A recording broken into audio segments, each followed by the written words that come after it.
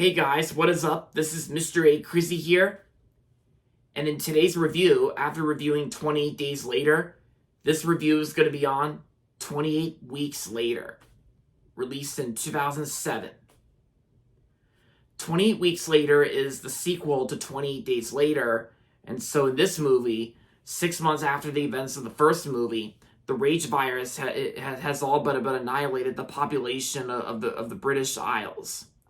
Nevertheless, the U.S. Army declares a danger past, and American soldiers arrive to restore order and begin reconstruction.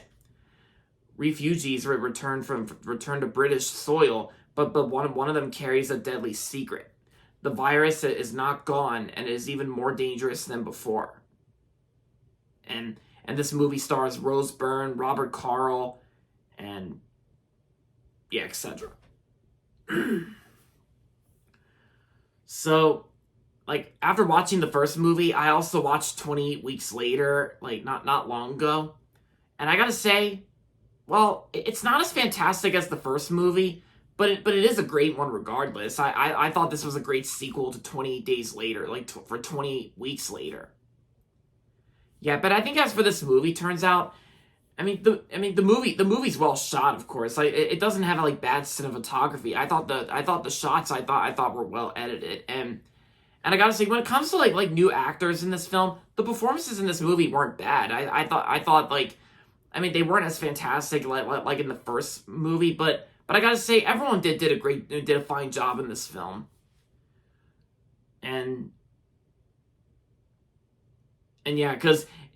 And of course, like I said, this movie kind of almost gives you those little predictions and how these types of movies kind of almost predicted the future of populations and society nowadays. But this is actually more like a fictional version of today's society or something like that, and especially in the UK. But I think when it comes to the story in this movie, the story can be considered hit or miss sometimes. The first 28 Days Later, I thought it had a very unique story.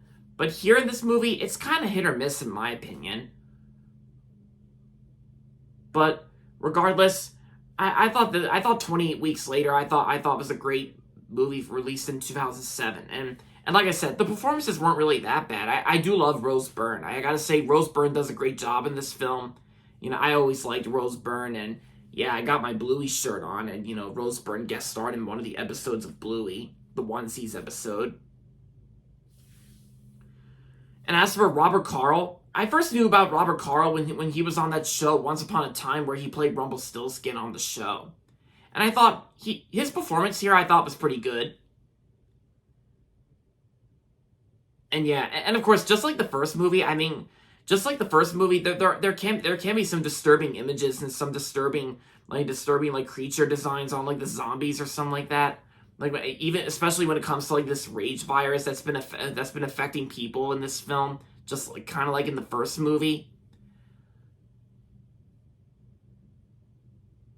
But I gotta say, the performances I thought were like I said, they weren't bad, they were good, and I think I also did mention that Jeremy Renner was also in this film too. Yeah, it's kind of hard to believe that. It's basically like one of those times where it's hard to recognize one of the actors, or sometimes it's easy to recognize, because Jeremy Renner was also in this film too, and probably one of the earliest Jeremy Renner films I ever watched. But yeah, Jeremy Renner I thought did pretty decent in the film, and he was there.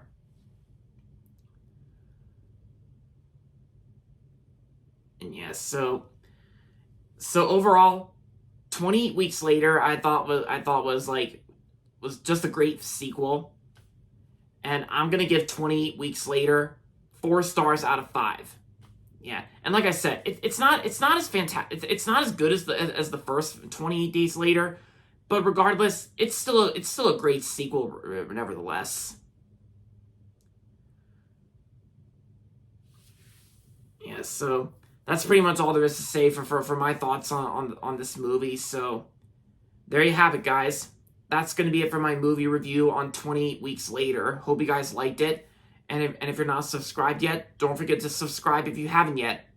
And also make sure to like this video as well. With that being said, until next time, this is Mr. A. Crizzy saying goodbye, everybody, and that's about it.